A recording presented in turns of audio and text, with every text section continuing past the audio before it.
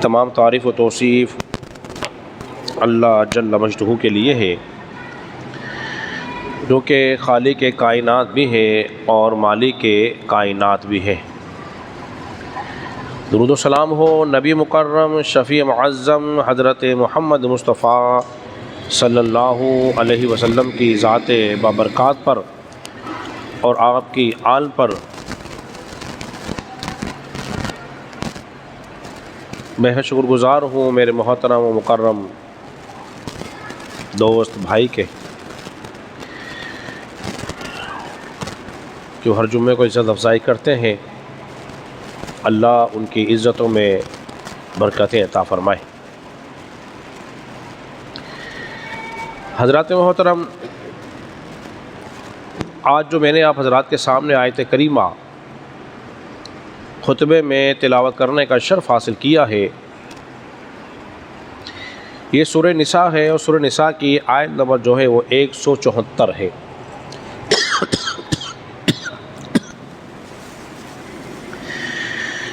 دعا کریں کہ خالق کائنات اس آیت کریمہ کے بارے میں حق اور سچ کہنے کی توفیق عطا فرمائے، اور ہم تمام ہی حضرات کو حق اور سچ سن کر دل سے قبول کر کے عمل پیرا ہونے کی توفیق عطا فرمائے۔ اللہ رب العزت نے ارشاد فرمایا، یا ایھا الناس، اے لوگو، قد جاءکم برہان من ربکم، بے شک آ گیا تمہارے پاس تمہارے رب کی طرف سے برہان، وَأَنزَلْنَا إِلَيْكُمْ نُورًا مُبِينًا، اور اس نے اتارا تمہاری طرف نور مبین۔ یہ ہے آیت کریمہ کا سادہ سا ترجمہ اور مفہوم۔ اللہ کیا ارشاد فرما رہا ہے؟ اللہ فرما رہا ہے، اے لوگو، بے شک تمہارے رب کی طرف سے تمہارے پاس برہان آیا ہے، اور اس نے تمہاری طرف اتارا ہے نور مبین۔ دو چیزوں کو بیان کرنے سے پہلے اللہ نے یا ایھا الناس فرمایا ہے، اور دو چیزوں کا تذکرہ فرمایا ہے۔ ایک تو ہے برہان، دوسرا ہے نور مبین۔ برہان کیا ہے؟ نور مبین سے کیا مراد ہے؟ حضرات محترم، اللہ تبارک و تعالیٰ نے یہاں یا ایھا الناس فرمایا ہے، یا ایھا الذین آمنوا نہیں فرمایا، ورنہ خطاب ہوتا ایمان والوں کو، کہ بات کی جا رہی تھی ایمان والوں سے، ہم سے نہیں کہا۔ لیکن کوئی کافر کہہ سکتا تھا خطاب تو ایمان والوں کو ہو رہا ہے، ہم سے تو کہا ہی نہیں گیا۔ لیکن اللہ رب العزت نے ایسا جملہ ارشاد فرمایا، اب کوئی یہ نہیں کہہ سکتا کہ ہم سے نہیں کہا یا کوئی چیز ہمارے پاس نہیں آئی۔ اللہ نے فرمایا، یا ایھا الناس، اے لوگو۔ اب لوگوں میں سارے کے سارے ہی انسان ہیں، چاہے مسلمان ہوں چاہے کافر ہوں۔ اللہ نے فرمایا، لوگوں، تمہارے پاس تمہارے رب کی طرف سے یہ جو چیز آ رہی ہے، دو چیزیں، جو دو چیزیں میں دے رہا ہوں یا بھیج رہا ہوں، وہ فقط مسلمانوں کے لیے نہیں آئی ہیں، ساری انسانیت کے لیے آئی ہیں۔ اس لیے رسول اللہ صلی اللہ علیہ وسلم نے ارشاد فرمایا، ارسلت الی الخلق کافہ، میں تو تمام مخلوق کا رسول بنا کے بھیجا گیا ہوں۔ آپ رسول بھی ہیں تمام مخلوق کے، اور آپ آئے بھی ہیں تمام لوگوں کے لیے۔ اب ذرا سمجھیے، جو اللہ فرما رہا ہے، یا ایھا الناس قد جاءکم برہان من ربکم، اے لوگو، تمہارے رب کی طرف سے آ گیا برہان۔ برہان سے کیا مراد ہے؟ وَأَنزَلْنَا إِلَيْكُمْ نُورًا مُبِينًا، اور اس نے اتارا ہے تمہاری طرف نور مبین۔ نور مبین سے کیا مراد ہے؟ تو نور مبین سے مراد ہے قرآن مجید فرقان حمید ہے، اور برہان سے جو مراد ہے رسول اللہ صلی اللہ علیہ وسلم کی ذات اقدس ہے۔ ذرا کہہ دین سبحان اللہ۔ حضرت عبداللہ ابن عباس رضی اللہ تعالیٰ عنہ فرماتے ہیں کہ برہان سے مراد رسول اللہ صلی اللہ علیہ وسلم کی ذات اقدس، اور نور مبین سے قرآن مراد ہے۔ اسی لیے اس آیت کی ترتیب دیکھیے کہ اللہ تبارک و تعالیٰ نے برہان سے پہلے قد فرمایا ہے اور نور مبین سے پہلے انزلنا فرمایا ہے۔ تو معلوم یہ ہوا کہ حضور ہمارے پاس تشریف لائے ہیں اور قرآن ہمارے اوپر نازل کیا گیا ہے، قرآن ہم پر نازل ہوا ہے اور رسول اللہ صلی اللہ علیہ وسلم ہمارے پاس تشریف لائے ہیں۔ برہان کا معنی کیا ہے؟ اب برہان کا معنی بھی سمجھ لینا بے حد ضروری ہے۔ جب تک ہم اس کے معنی نہیں سمجھیں گے ہمیں بات کھل کے سمجھ میں نہیں آ سکتی۔ حضرات گرامی،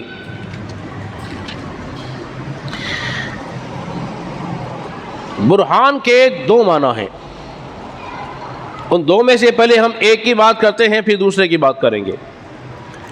برہان کا ایک معنی ہے روشن دلیل۔ کیا ہے جی؟ روشن دلیل۔ میں گفتگو آپ کو سمجھا رہا ہوں اور اسٹیپ بائی اسٹیپ انشاءاللہ العزیز ہم گفتگو کریں گے۔ برہان کا معنی ہے روشن دلیل۔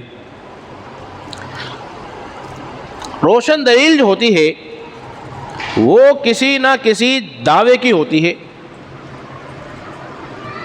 کس کی ہوتی ہے؟ کسی نہ کسی دعوے کی ہوتی ہے۔ جب تک کوئی دعویٰ کرے گا نہیں اس سے دلیل طلب کرتے نہیں ہیں۔ لیکن ایک بات کو اور ذہن میں رکھ لیجئے، وہ یہ کہ انبیاء اکرام علیہ الصلوۃ والسلام اللہ کی روشن دلیل ہی ہوتے ہیں، چاہے وہ دعویٰ کرے یا نہ کرے، لیکن نبی انبیاء جو ہیں وہ اپنے رب کی روشن دلیل ہی ہوتے ہیں۔ اب میں آپ کو اس بات کو ثابت کرنے کے لیے قرآن مجید فرقان حمید کی ایک آیت کریمہ پیش کرتا ہوں۔ زلیخا نے کیا کیا کہ یوسف علیہ الصلوۃ والسلام کو ساتوں دروازوں کے اندر لے گئی، قفل لگا دیے، اور لگانے کے بعد برائی کا ارادہ کرنے لگی اور کہنے لگی ہائی تلک یوسف، اب تو آ جا، اب تو کوئی دیکھنے والا نہیں ہے، اور اپنے بت کے منہ پہ اس نے کپڑا ڈال دیا۔ اللہ نے فرمایا وَلَقَدْ هَمَّتْ بِهِ وَهَمَّ بِهَا، اور بے شک اس عورت نے ارادہ کیا، اور اگر آپ بھی ارادہ کرتے پھر کیا ہوتا؟ لولا ان رأى برہان ربی، اور اگر آپ اپنے رب کی روشن دلیل نہ دیکھ لیتے۔ سمجھیے آپ نے جملہ، لولا ان رأى برہان ربی، اور اگر آپ اپنے رب کی روشن دلیل نہ دیکھ لیتے۔ اور اللہ فرما رہا ہے برہان من ربکم، تمہارے پاس تمہارے رب کی طرف سے روشن دلیل آئی ہے۔ روشن دلیل کیا تھی؟ کہ حضرت یعقوب علیہ السلام کو انہوں نے دیکھا اس کمرے کے اندر، ابھی قریب ہی ہے کہ یعقوب علیہ السلام نے اپنی انگلی کو منہ میں دبایا ہوا ہے اور منہ میں دبا کے اشارہ کر رہے ہیں، بیٹا اس کام سے باز رہنا، یہ غلط کام نہ کر لینا، اللہ تبارک و تعالیٰ نے تجھے چن لیا ہے، تجھ پہ انعام و اکرام عطا فرمائے گا۔ تو کہاں یعقوب علیہ السلام، کہاں حضرت یوسف علیہ السلام اتنی دور سے اپنے والد کو دیکھ رہے ہیں، اتنی دور سے اپنے والد کو دیکھ رہے ہیں۔ تو برہان کا کیا معنی ہو گیا؟ بولیے جی، دلیل ہو گیا۔ اب وہ بات جو میں کہنے لگا تھا کہ دلیل ہوتی ہے کسی نہ کسی دعوے کی۔ یہود و نصارہ نے ایک دعویٰ کیا۔ کیا دعویٰ کیا؟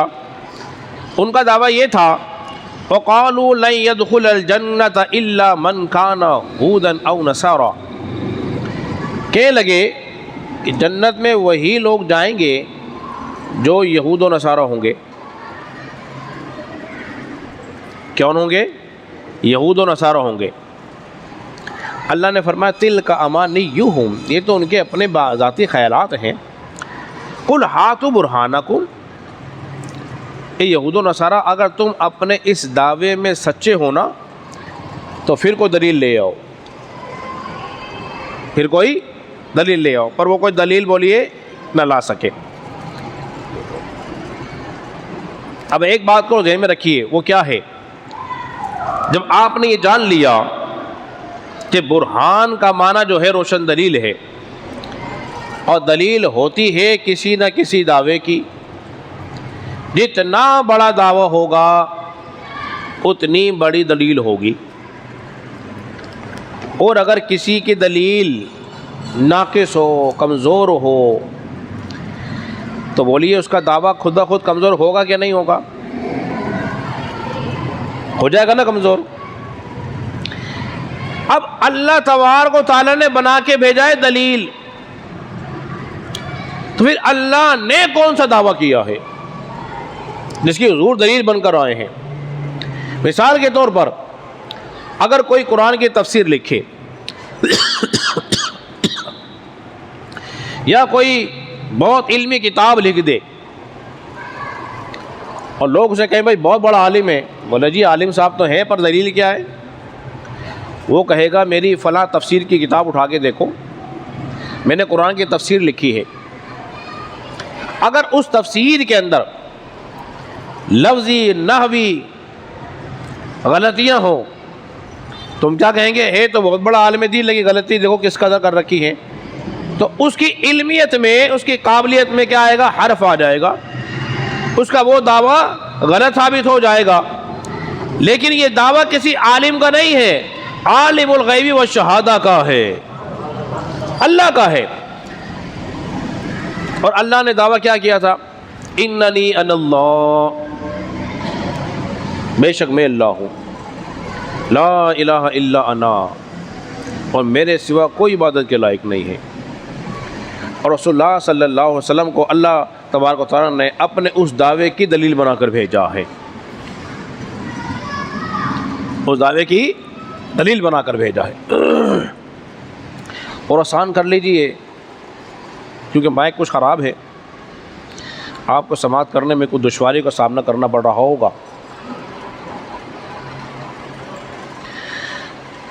کہ اللہ کا دعویٰ تھا لا الہ الا اللہ، اور محمد رسول اللہ صلی اللہ علیہ وسلم جو ہے اس کی دلیل ہے۔ اور ایک برہان کا دوسرا معنی ہے، وہ ہے معجزہ۔ کیا معنی ہے جی؟ معجزہ۔ یہ ذہن میں رکھیے دونوں باتیں۔ برہان کا ایک معنی ہے معجزہ، اور رسول اللہ صلی اللہ علیہ وسلم کی ذات اقدس جو ہے وہ سراپا معجزہ ہے۔ دیگر انبیاء کو اللہ تبارک و تعالیٰ نے معجزات دے کر بھیجے ہیں۔ حضرت آدم علیہ السلام سے لے کر عیسیٰ علیہ السلام تک جتنے بھی نبی دنیا میں تشریف لائے نا، اللہ نے سب کو معجزات دے کر بھیجا۔ حضرت صالح علیہ السلام کو دیکھ لیجئے، معجزہ دے کر بھیجا۔ حضرت یوسف کو دیکھ لیجئے، معجزہ دے کر بھیجا۔ حضرت عیسیٰ علیہ السلام کو دیکھ لیجئے، معجزات دے کر بھیجا۔ مگر کسی کو اللہ تبارک و تعالیٰ نے معجزہ بنا کر نہیں بھیجا ہے۔ اگر بنا کر بھیجا ہے تو پھر وہ ایک ہی ذات ہے، وہ تیرے و میرے آقا مولا حضرت محمد مصطفیٰ صلی اللہ علیہ وسلم کی ذات اقدس ہے۔ ان کو رب العزت نے معجزہ بنا کر بھیجا ہے۔ اور حضور علیہ السلام کی ذات کو دیکھیے، آپ کی ذات ایسی کامل، ایسی اکمل ہے کہ آپ سر کے بال سے لے کر پیر کے ناخن تک سراپا معجزہ ہی معجزہ، کمال ہی کمال ہیں۔ اور اس سے بڑی اہم بات وہ یہ بھی ذہن میں رکھ لیجئے کہ جس طرح میں بتا چکا ہوں کسی کے عالم کا دعویٰ جو اس نے کیا اس کی دلیل کمزور ہو جائے تو اس کا دعویٰ کمزور ہو جائے گا۔ لیکن اب یہ دیکھیے، اگر رسول اللہ صلی اللہ علیہ وسلم دلیل کس کی ہے؟ بولیے اللہ کی، اللہ کی دلیل ہے۔ اگر اللہ کی دلیل میں کوئی خامی ہو، کوئی عیب ہو، کوئی نقص ہو، تو پھر اللہ کا دعویٰ جو ہے وہ کیا ہو جائے گا؟ بولیے کمزور ہو جائے گا۔ تو ماننا پڑے گا اللہ تبارک و تعالیٰ کی دلیل میں کوئی عیب نہیں، کوئی نقص نہیں، کوئی خامی نہیں ہے، اس لیے کہ خالق کائنات سبحان ہے، پاک ہے، اور اس نے اپنے حبیب کو تمام خطاؤں اور غلطیوں سے پاک بنایا ہے۔